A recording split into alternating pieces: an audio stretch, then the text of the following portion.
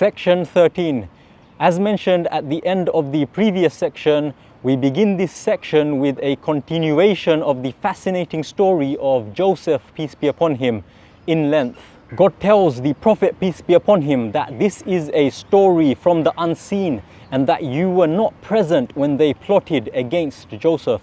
But most people will not believe, even though you ask of no reward for the Qur'an, and that this Qur'an is a reminder to the whole world. Later, God mentions that in their stories there is truly a lesson for people of reason.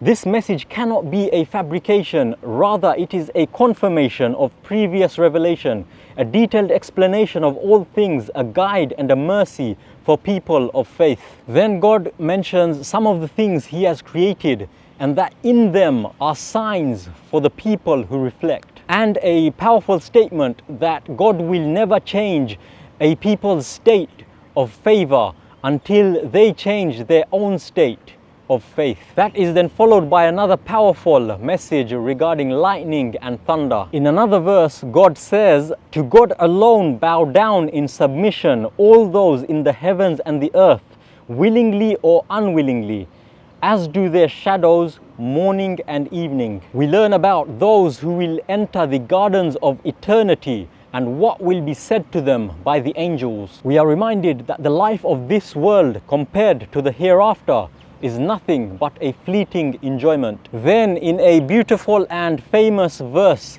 God says, "Those who believe and whose hearts find comfort in the remembrance of God, surely in the remembrance of God do hearts find comfort." Moving into the chapter of Ibrahim, that is Abraham, peace be upon him, we reach a very important verse. Now, there are many people in the world who are generally good people. They have good morals and ethics.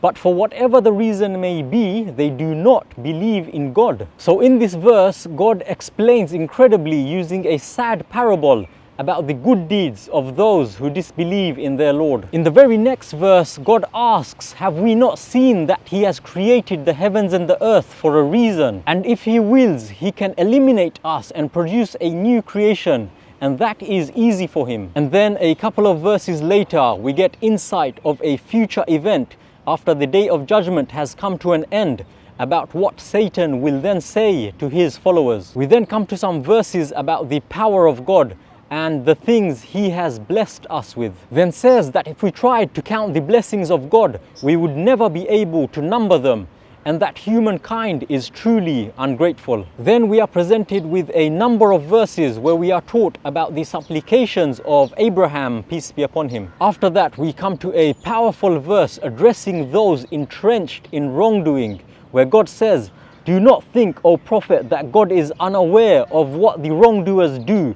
He only delays them until a day when their eyes will stare in horror." In the last verse of the chapter of Abraham, which also brings us to the end of this section, God says, "This Qur'an is a sufficient message for humanity so that they may take it as a warning and know that there is only one God, and so that people of reason may be mindful." And that brings us to the end of section 13.